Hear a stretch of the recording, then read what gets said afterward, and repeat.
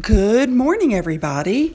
And we're starting off this morning with the big news that came out yesterday that Meghan and Harry have signed a $30 million contract with Spotify. So, Meghan and Harry got a deal with Netflix. We all know about that deal, and everybody's going on and on about the deal and how much money they got. And we've already clarified that they simply got an advance, like a line of credit. And with that line of credit, they have to pay to produce something, and they have yet to do so. I would be remiss if I didn't point out that, in my opinion, they should be putting all their energy into their Netflix venture, which hasn't even gotten off the ground yet. But they're so busy trying to grab for money, they're not thinking. So for those of you who don't know, just about anybody can get on Spotify. It's not like they have to pay to get on. I could make a Spotify account and get on myself today if I wanted. All you have to do if you want to be on Spotify is sign up for a TuneCore account, select the type of release you want, single or album, upload the music, and boom, you're there.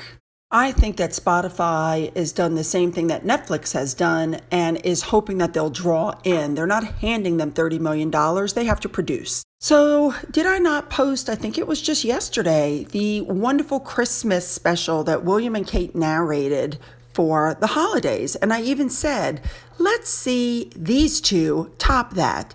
And what are they doing? Well, they're going to start and produce a holiday special. Now, I'm not going to cover the foundation again because we've already done it. You guys know what happens if you give them any money. You are essentially funding their lifestyle and only 5% goes to the actual charity.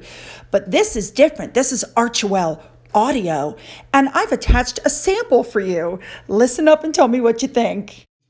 No, say it, because I think it sounds really nice with your accent. What, Archewell Audio? Yeah. Archewell Audio. I mean, Really?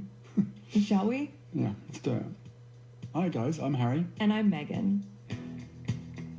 One of the things my husband and I have always talked about is our passion for meeting people and hearing their stories. And no matter what the story, they usually offer you an understanding of where someone else is coming from. And at the same time, remind you in some way of a story about yourself. And that's what this project is all about, to bring forward different perspectives and voices that perhaps you haven't heard before, and find our common ground. Because when that happens, change really is possible. Maybe it's just me, but she sounds as stupid and cheesy as she did on the elephant documentary for which she was totally panned. I have to say, if this is going to be anything like what she did with Gloria Steinem, she's going to fail. Maybe her PR team thinks that if they do something with just audio where we don't have to look at her, we'll like her better. I just don't see that either. And just so nobody is confused, it's Archewell Audio that signed the contract. This is a production company. This has nothing to do with their charity. This is strictly for lining their pockets. These two have said that what they love about podcasting is it reminds us all to take a moment and really listen and connect to one another without distraction. I find this so hypocritical. I find this just another way to preach to us about what we should be doing while they sit back and tell us what to do while not doing anything actually themselves. These two are saying their power rests in the voices and their status as citizens of the world. These are two people who have cut off their family and all of their friends and are using their fancy friends that they invited to their wedding to help promote themselves. I mean, are they kidding? The Authentic Duchess said it best on Twitter that they could not get more hypocritical if they wanted. They have abandoned their family and friends, and they're only friends now with people who can help them get publicity and make money.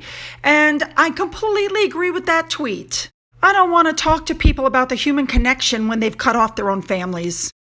Now, this article that you're looking at above says that Harry and Meghan are going to have 2 or more famous people on their new Spotify channel. How much do you want to bet that they bring on people who were at their wedding? Because it looks recently like they're calling in their favors. Just like when they're using Oprah to hawk the coffee that Meghan is now invested in. Meghan and Harry were not acquainted with Oprah Winfrey before their wedding. And what about Elton John? Elton was certainly good friends with Diana, but Harry was a child when Diana died. But that didn't stop him from inviting the two of them to hop on his private jet and jet on out for a vacation. He wants to be their friend so badly. I just don't get that from Elton. And what about Serena Williams? While she was a longtime friend, her husband is not, and yet he interviewed her for the Times 100 social media. I guarantee you their friendship is the only reason she landed on that show. So for those who haven't caught on just yet, it would appear that literally everything that they do in the public, they've either paid for, the New York Times article, the CNN article, or they've had to call in favors from friends. So we're all aware that money has always been the motivational factor behind the two of them leaving. I know Harry was unhappy, but I think Harry would have stayed. I really think Meghan is the one who wants everybody to just love her, and she wants to bring in all this money. What these two woke jokes don't realize is that they're going to have to bring in numbers, big numbers, in order to maintain their positions. So I don't care who you are. If they don't get the clicks on their channel, Spotify is not going to give them the money. They're going to have to come up with content on Netflix and on Spotify that is unique and that brings people in. I got to be honest, I don't think they can. So in the middle of all this, God help us, their freaking PR team that they hired has putting out the article you see above saying that the world is going to see even more of them in 2021. I think we've had enough of them in 2020. So here's what I predict for 2021. First, they're going to announce the birth of a child. Secondly, the Queen is going to have their review, and I believe she's going to pull their titles. Thirdly, I believe their PR team is going to inundate us with positive article after article until we want to puke. So let me just point out to you guys also that every time they've tried something new, it's failed every time. From the South African documentary that made her look like a self-serving spoiled brat, to their Poppy Day walk on dead Americans' graves, which massively backfired, to Meghan having her friends give interviews, which has now blown up in her face and caused her to be caught out for perjury in court. Let's not forget the Finding Freedom book that Meghan said repeatedly that she wished would come out sooner because it was going to tell her side of the story, and instead it totally trashed her and Harry.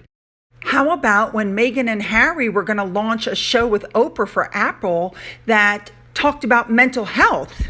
It was announced on their Sussex Royal site that they had partnered up and were co-creators and executive producers on the mental health series that was supposed to be launching. Obviously, this was a complete fail as well.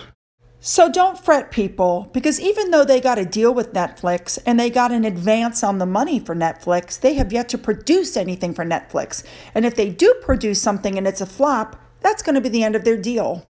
I hope Netflix was smart enough to put something in the contract that said they get their money back if these two fail at what they're trying to do. It's the exact same thing with Spotify. Rumor has it that they're having Michelle Obama on as their first guest. But why bother? Michelle Obama has her own Spotify channel. If I want to hear Michelle, I'll go there. So what do you guys think? Do you think they're overreaching? Because I got to be honest, I do. I think they're grabbing deals and they're grabbing deals, but they're not doing anything with the deals that they have.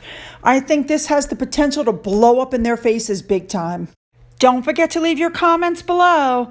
Don't forget to email me your suggestions for videos. SueSmith1112 @Yahoo. You can follow me on Twitter. You guys all know this. And I hope you guys have a fabulous day.